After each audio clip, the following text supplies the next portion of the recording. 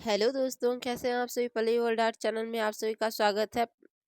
मैं यहाँ abstract painting कर रही हूँ। देख सकते हैं मैंने आउटलाइन पहले कर ली थी। अब मैं यहाँ पे बॉर्डर कलर कर रही हूँ। यहाँ पे पूरे बैकग्राउंड में पहले कलर कर लूँगी, उसके बाद मैं गणेश जी का पेंटिंग करूँगी। आप सभी तब तक के लिए वीडियो पर बने रहे और पेंटिंग की वीडियो पूरी देखें। पेंटिंग पसंद आए तो एक लाइक ज़रूर करें। तब तक के लिए मैं आप सभी को गणेश जी की स्टोरी सुनाती हूँ। आप लोग वीडियो पर बने रहें और गणेश जी की स्टोरी सुने। एक समय की बात है जब पास पे माँ पार्वती ने अपने उपटन से एक मूर्ति बनाई जो कि बच्चे का आकार था। अब मूर्ति बनने के बाद उसमें जान डाल दी, जो जिससे एक पुत्र बन गया और उसका नाम गणेश रख दिया। और माता पार्वती और गणेश जी को कहती है कि बेटा, मैं स्नान करने के लिए जा रही हूँ, तुम द्वार पर बैठ के मेरा इंतजार करो और कोई भी अंदर ना आने पाए। और गणेश जी कहते हैं कि आप बेझिझक अंदर जाए, मैं किसी को भी अंदर आने नहीं दूंगा। माता पार्वती पुत्र को अपने द्वार पर खड़ा करके स्नान के लिए भीतर जाती है और गणेश द्वार पर पहरा देने लगता है। कुछ समय बाद उस समय भोलेनाथ अपने सैनिक नंदी और कुछ सैनिकों के साथ अंदर आते हैं। नंदी पूछता है कि हे भोलेनाथ, ये बच्चा कौन है और द्वार पर क्यों खड़ा है? नाथ जी बोलते हैं कि तुम जाकर देखो। नंदी और सैनिक वहां जाके देखते हैं। नंदी पूछते हैं, बालक कौन हो तुम? गणेश जी कहते हैं कि तुम्हारी हिम्मत कैसे हुई कि मुझसे सवाल जवाब कर सको? गणेश जी कहते हैं। वहीं नंदी जी बोलते हैं कि रुको, मैं स्वयं माता पार्वती जी से वार्तालाप कर लेता हूँ। कहते हैं कि तुम द्वार के भीतर नहीं जा सकते। वहीं नंदी जी कहते हैं कि तुम कौन हो मेरा रास्ता रोकने वाले? वहीं गणेश जी कहते हैं कि मैं पार्वती नंदन गणेश हूँ और उनका आदेश है कि कोई भीतर ना जाने पाए। और गणेश जी कहते हैं कि तुम जाओ, यहाँ से जाओ। वहीं नंदी जी कहते हैं, मूर्ख लड़के, मैं यहाँ से कहीं नहीं जाऊं। और गणेश जी अपना गदा उठाते हैं और नंदी पर प्रहार करते हैं, जिस कारण वहाँ नंदी को चोट लग जाती है और नंदी और सेवक वहाँ से दौड़ते हुए शिव जी के पास चले जाते हैं। नंदी बोलते हैं, वही कहते, नंदी कहते बचाओ बचाओ भोलेनाथ, तो पुकारते हैं। उसके बाद भोलेनाथ जी कहते हैं कि उस दुष्ट बालक की इतनी हिम्मत कि तुम पर वह हाथ उठाए, भी जाकर उसको सबक सिखाता हूँ। तो भोलेनाथ वहां से जाने लगे, उस द्वार की तरफ जाते हैं। तो गणेश जी कहते हैं कि अरे, आप लोग कहाँ चले जा रहे हो? देखते नहीं द्वार पे पहरा है? नाथ बोलते हैं कि ये मेरा घर है, तुम कौन हो? तुम कौन होते हो मुझे रोकने वाले? मेरे घर जाने से कोई नहीं रोक सकता है। गणेश जी कहते हैं, जो भी हो, आपको भीतर जाने के लिए इजाजत लेनी होगी मुझसे। तो वही भोलेनाथ कहते हैं कि बालक, तुम इतने धूर्त कैसे हो सकते हो? तो वही गणेश जी कहते हैं कि धूर्त तो आप है कि मेरे अंदर जाने प्रवेश कर रहे हैं। तो वहीं भोलेनाथ कहते हैं कि तुम मुझसे बहस कर रहे, और भोलेनाथ कहते हैं कि मैं तुम्हें भस्म कर दूंगा। गणेश जी कहते हैं कि मैं पार्वती नंदन गणेश हूँ, मेरा कोई कुछ नहीं बिगाड़ सकता। वहीं भोलेनाथ कहते हैं कि बेटा, तुम द्वार से हट जाओ। गणेश जी कहते हैं कि यह माता का आदेश है, जब तक वह स्नान करके बाहर न आ जाए तब तक मैं किसी को भीतर नहीं जाने दूंगा।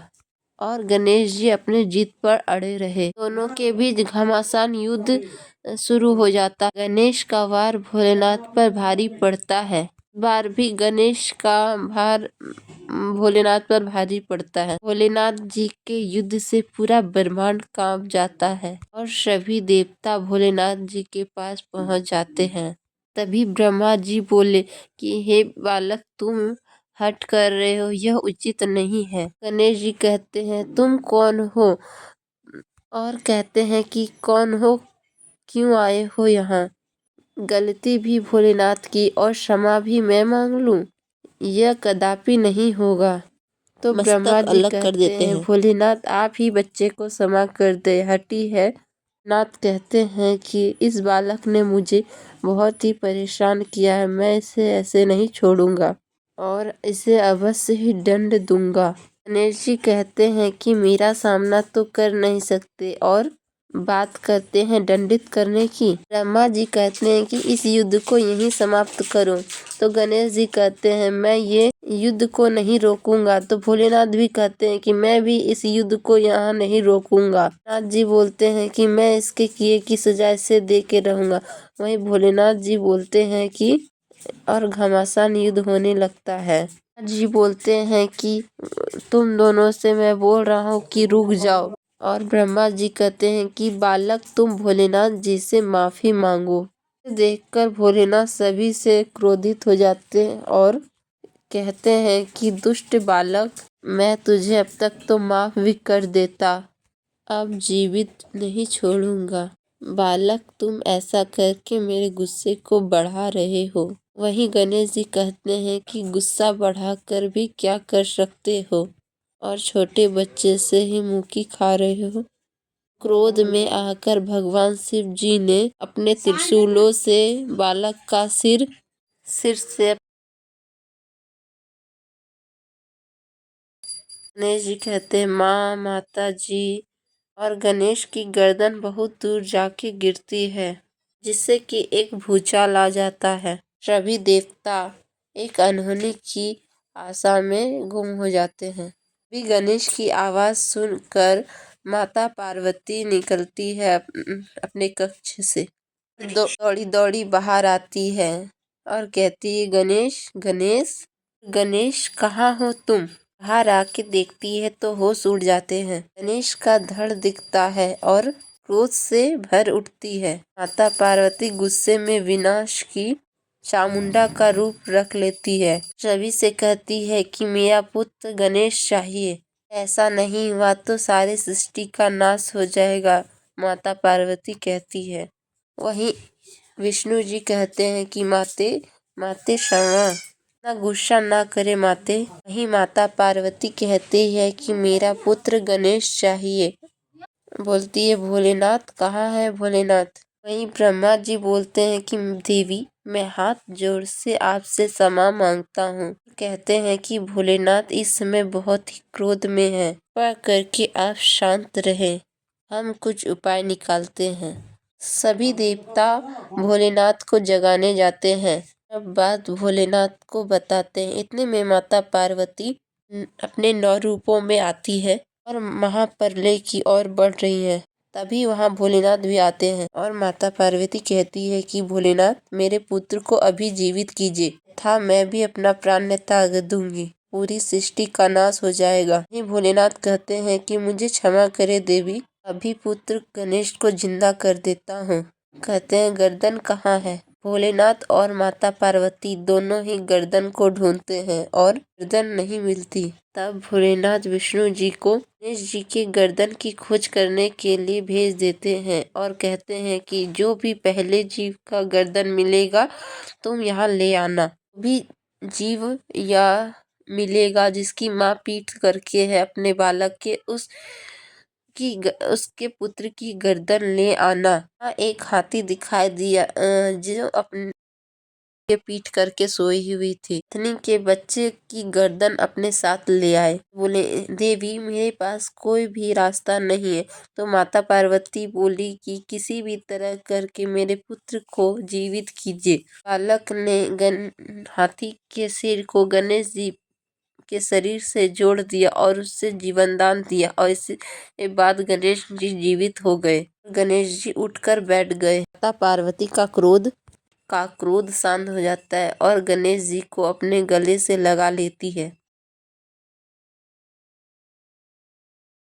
सकते हैं दोस्तों इसी तरह मेरी पेंटिंग भी कंप्लीट होने वाली है। आप सभी को कैसी लगी स्टोरी और पेंटिंग कैसी लगी कमेंट में ज़रूर बताएं। पेंटिंग पसंद आए तो एक लाइक ज़रूर करें।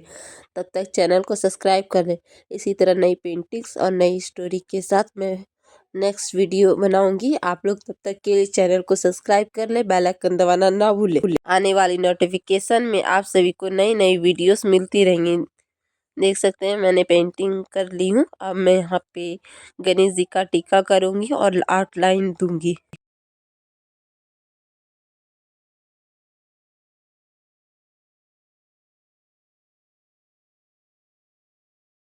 यहाँ पे मैं शैडो इफेक्ट बना रही हूँ जिससे कि और भी रियलिस्टिक लुक लगे।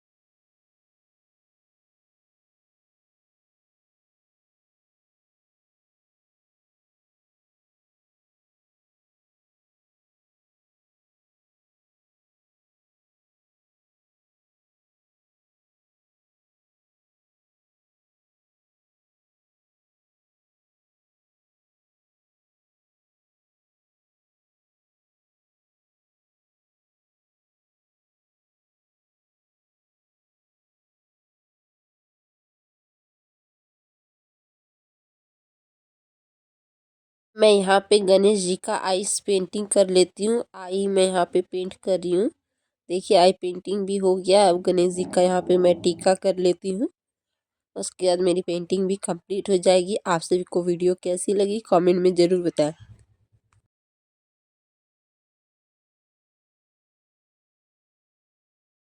पेंटिंग आप लोगों को अच्छी लगी हो तो एक लाइक ज़रूर करें।